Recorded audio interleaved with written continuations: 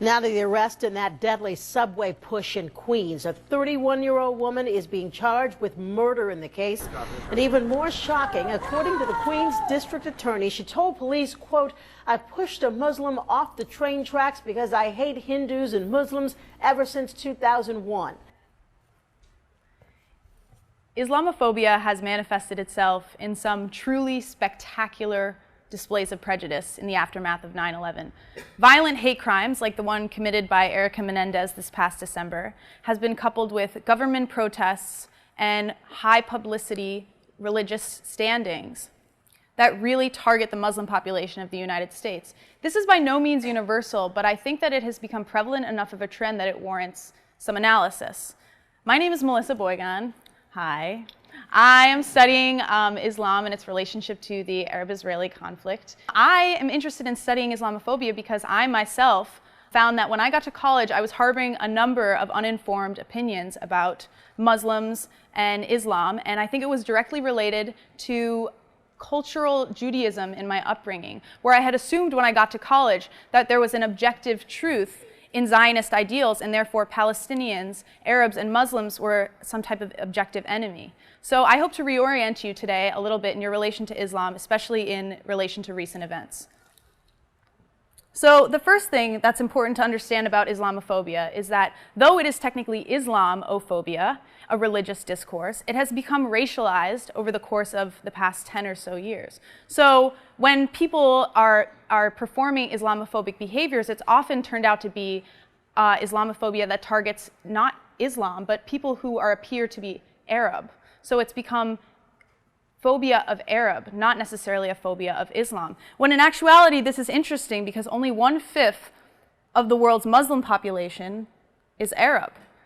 I think this has something to do with the identification of many al-Qaeda terrorists as Saudi Arabian and the way that the Arab-Israeli conflict is portrayed in the United States today. So I'm going to track you through a number of instances of Islamophobia that have arisen in local contexts in the past 3 or 4 years.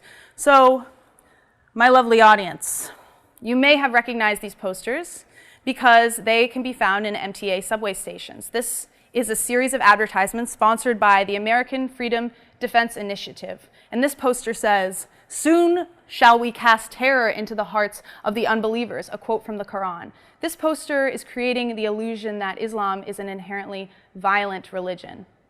This is, of course, not true. More than 99% of Muslims ignored the call to Islamic extremism by al-Qaeda.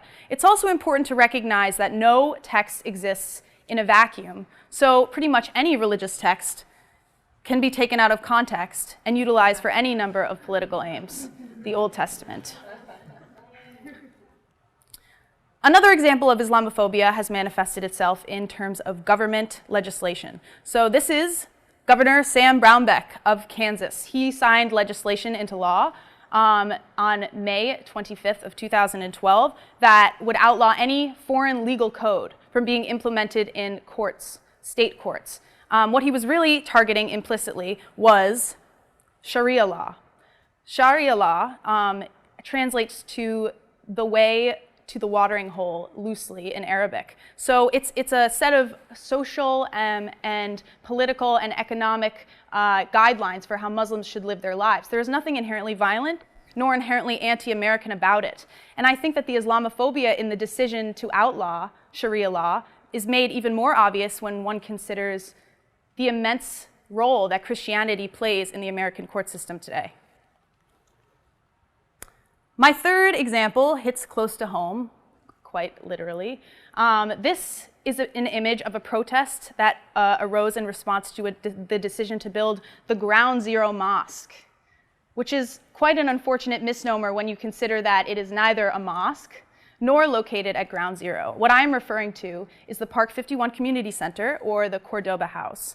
So many of those who opposed this movement towards building this Islamic center, 2 blocks from where the World Trade Center once stood, kind of articulated their claims in a way that said, we are okay with Muslims here, but we are not okay with Muslims in this exact location. So we are okay with Islam. We are not okay with Islam within this particular context. We want it to be separated from this space.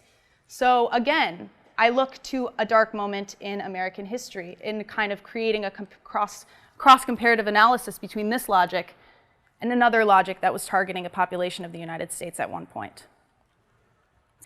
The justification for these types of claims are very political and human rights-based and highly nationalistic. So, for example, Islam is inherently anti-women's rights, and therefore it has no place within the social fabric of American history. The usual culprits, I think, can be examined here in misrepresenting Islam. So I have in mind here right-wing media, conservative newscasters, and neo-Orientalist academics. But I'm interested in not how Islamophobia is perpetuated through these traditional channels, but instead how it comes from a space that we traditionally consider to be creative, imaginative, apolitical, and therefore quite benign. The entertainment industry. I will be using a Showtime Emmy-winning series Homeland to illustrate my point here. For those of you who haven't seen the show, it tells of a CIA agent's frenzied attempt at thwarting an imminent attack on American soil. It's quite dramatic, and I enjoy it, which is one of the reasons why I'm choosing to analyze it today. There are a number of misrepresentations, or I would say malrepresentation of Muslims that occurs in Homeland specifically. So the first thing that we observe is that all Muslims are either terrorists or somehow implicated within a global terrorist network. This is kind of exhibited the best in the main character of Brody, Sergeant Brody, who returns home and converts to Islam and is automatically suspect. He returns home from some space that's like vaguely sandy, and it kind of looks like Iraq, but it could be Afghanistan, and we never really know. So continuing off of that, I think that it's important to recognize how Homeland represents spaces that are traditionally occupied by Muslims, so Muslim-majority countries in the Middle East. This is a clip from Homeland that is depicting Hamra, which is a neighborhood in Beirut, Lebanon. You need to go. Wait! Drive! Drive! Get out! Drive! Drive! It's quite hostile. It's a hotbed for terrorism. It's everything dangerous in one. It's important to note that the CIA agents that you see in the car have done really nothing. They're just beginning an investigation. They've driven down the street and they've parked in front of an apartment building. In actuality, however, this is what Hamra really looks like. It's a diverse cultural center. It's got lots of clubs and bars and restaurants. I studied abroad in the Middle East. I went to Jordan and I visited Hamra, and it was a grand old time. So that spaces are also misrepresented in Homeland. So the most pernicious point, I think, or theme that's communicated through Homeland, however, is that American citizens must remain hyper-vigilant in examining the role of Muslims and Islam in their daily life. To falter would perhaps result in the deaths of hundreds of innocent citizens, as is represented by this scene. 1.72 million people tuned in to watch the season 2 premiere of Homeland. That's 1.72 million people who learned that Islam is a violent religion and who learned that Islamic terrorism is all around us.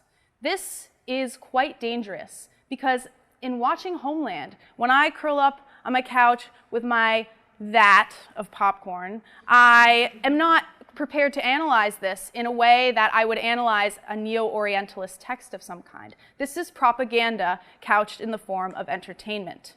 So, unfortunately, the United States has a dangerous history of otherizing populations by which it feels threatened. I think one of the most shameful examples of this is Japanese internment in the aftermath of Pearl Harbor. So I want you to walk away from this, on the one hand, examining the way in which you criticize different narratives that you consume, that you would not consider at first to be political. I would also like you to think about how Islam in particular is kind of playing out in these historical, cyclical, violent cycles. Arab terrorist suspects can be detained indefinitely, and that is by no means okay. So, Islam is a religion of peace. Muslims did not kill Americans on 9/11. A very small extremist group that can barely gain any footing even in the most conservative Muslim circles, committed heinous crimes on 9/11. Islam is a religion of peace. So I will leave you today with a common farewell that many Arabic-speaking people and Muslims say. It is ma salama, written here in Arabic, and it means with peace. Ma salama. Thank you.